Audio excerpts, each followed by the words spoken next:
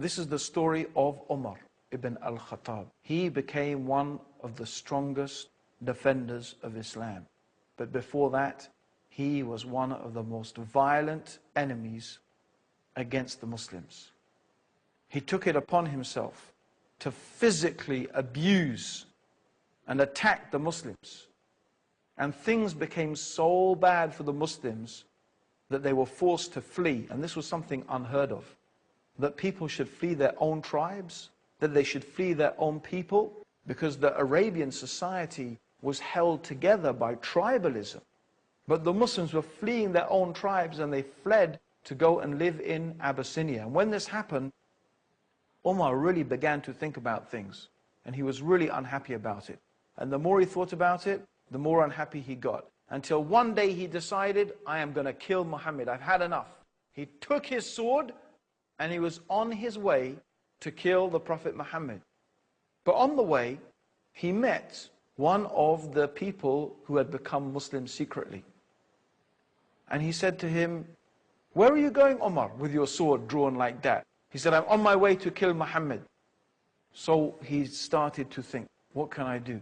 And then he remembered that in fact the sister of Umar had already become Muslim.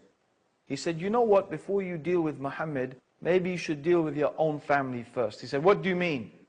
He said, your sister, she has become Muslim. So Umar was so infuriated. He was so mad.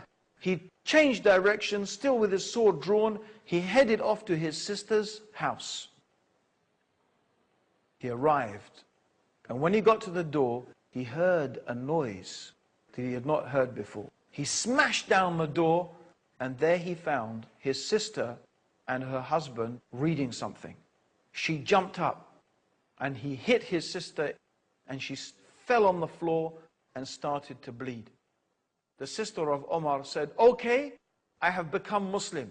Do what you like with me. Kill me. I don't care. I've become Muslim. So what?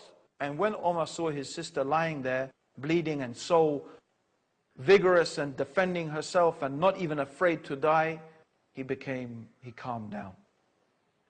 He said, my sister, what is that you are reading? She said, they are the verses of the Quran, the speech of God, the words of Allah.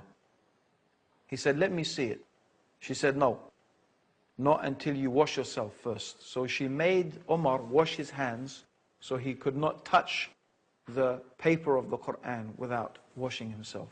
And then he sat down and he began to read. And as he read, and as he read, and as he read, the Quran began to enter his heart. He put the Quran down and he went off. He went to the place where the Prophet Muhammad sallallahu alaihi wasallam was. Where is Muhammad? He said. There people were saying, Muhammad, it is Umar. He has come. The Prophet said, let him in. Umar came.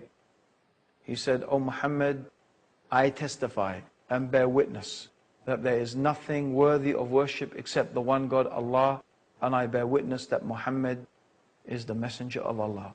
And this is how one of the strongest and most vigorous opponents of Islam, Umar, became one of the most strongest and vigorous defenders of Islam.